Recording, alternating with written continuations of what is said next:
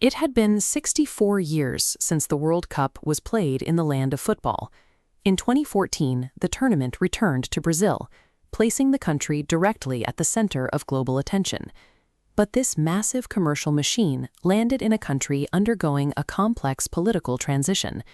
Brazil was wrestling with intense inequality, marked by a Gini index of 51.9, placing it among the most unequal host nations in the tournament's history. The friction was immediate. Surveys showed up to 61% of Brazilians opposed hosting the event. Families were displaced for infrastructure projects, and citizens took to the streets to protest what they saw as severely misplaced spending. A primary concern was the construction of white elephants. These were massive, highly expensive arenas dropped into cities like Manaus, which lacked the local elite football teams necessary to sustain them after the tournament left town. Brazil 2014 operated as a collision course. It forced an elite international commercial engine directly into a fragile local socioeconomic reality. The macroeconomic burden fell heavily on the host. The estimated infrastructure bill reached $11 billion, double the cost of the previous tournament in South Africa. Domestic funding drove this massive buildup. The Brazilian Development Bank issued billions in loans to construct or heavily remodel 12 sprawling arenas across the country. This animated ledger shows the financial contrast of the event.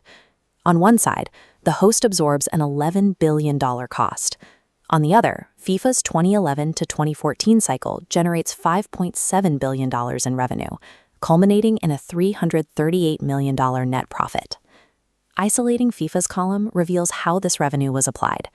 The organization built a $1.5 billion financial reserve, shielding itself entirely from unexpected risks, while the host country assumed the long-term debt. To protect the integrity of a multi-billion-dollar commercial product, FIFA required a strict technological upgrade directly on the pitch. This 3D schematic illustrates the Goal Control 4D system.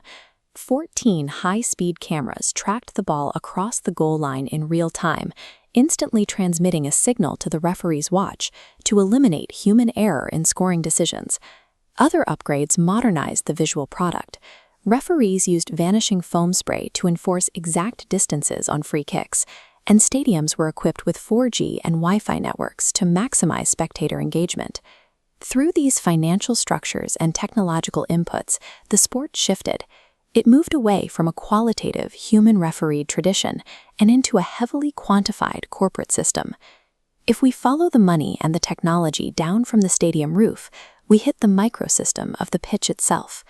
The group stages presented a challenge to the possession-based style that had defined the previous decade. In 2014, long sequence passing became vulnerable to a different kind of physical intensity. The defending champions, Spain, provided the most striking evidence. Their style of play collapsed against the high-speed transitions and physical pressure utilized by the Netherlands and Chile. These transition-based teams relied heavily on a new weapon, the integration of real-time data analytics. Squads like England began using iPads directly on the bench. This allowed players and coaches to process granular, real-time tactical data about their opponents' formations mid-match. Surviving the 2014 tournament required a complete departure from older systems. Teams had to adapt to both intense physical demands and constant digital analysis. This high-pressure, data-driven environment produced extreme statistical outliers. Colombian midfielder James Rodriguez became the tournament's standout individual anomaly, securing the Golden Boot with a total of 6 goals. His volley against Uruguay won the Puskás Award for Goal of the Year. It also acted as an instant catalyst for immense financial capital, earning him a multi-million-dollar transfer to Real Madrid immediately after the tournament. On the defensive end, United States goalkeeper Tim Howard produced an equally extreme metric against Belgium. This graphic maps the exact impact points of his performance: 16 total saves, comprising 12 with his hands and 4 with his feet. It stands as the highest save metric recorded in a World Cup match since official statistics began in 1966. The scale of the modern mega event amplifies athletic extremes into immediate, global viral phenomena, instantly maximizing a player's cultural and financial value. The increase in broadcast angles and high-speed tracking changed how player behavior was monitored and reviewed by officiating bodies. The elimination of Mexico became a flashpoint for officiating limits. A heavily debated penalty call involving Arjen Robben and Rafael Marquez spawned the persistent #NoEraPenal debate, proving that camera angles could dissect human error infinitely. But the ultimate test of off-pitch institutional governance came during the group stage, when Uruguay's Luis Suarez bit Italian defender Giorgio Chiellini. The referee missed the foul, but the FIFA disciplinary committee used broadcast evidence to issue an exceptionally severe penalty: a 9-match suspension, a 4-month global ban from all football activities, and a 100,000 Swiss franc fine. The microsystem of the pitch was no longer limited to the referee's immediate field of vision. Actions on the grass were now subject to external review based on broadcast evidence and disciplinary oversight. All these pressures converged on July 8th. The host nation entered the semifinal carrying the weight of a 62-match official home unbeaten streak that dated back to 1975. But the Brazilian system had compromised structural nodes. They faced Germany without their primary offensive engine, Neymar, and their defensive captain, Thiago Silva. Germany immediately exposed Brazil's defensive passivity. They scored early through Thomas Müller, followed quickly by Miroslav Klose. Klose's goal carried a dual trauma for the hosts. It expanded the German lead while simultaneously breaking the Brazilian Ronaldo's all-time scoring record with his 16th World Cup goal. As the timeline on this graphic shows, the core collapse was a mathematical anomaly.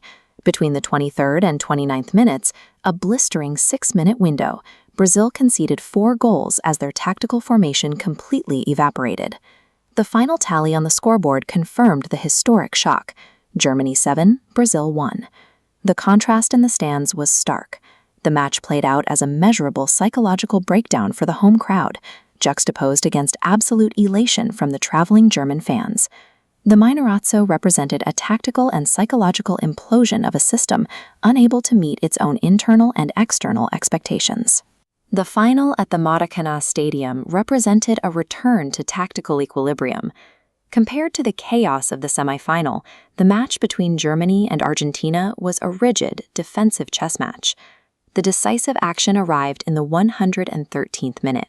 Mario Götze controlled an Andre Schürrle cross and finished with a clinical volley. That single strike secured a significant geopolitical milestone. Germany became the first European nation to ever win a World Cup hosted in the Americas. The tournament ended with 171 total goals, equaling the all-time record set in 1998. This high-scoring environment was driven by the integration of data analytics and explosive transition tactics. But zooming back out to the macro ledger reveals the permanent scar left behind.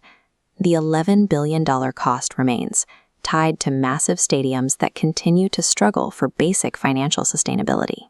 The financial outcome highlights a disconnect: a highly profitable entity operating within a host nation left with high public debt and underutilized infrastructure. Brazil 2014 proved that technology and data can refine the product on the grass, but they cannot reconcile the profound economic and social costs borne by the nation outside the stadium walls.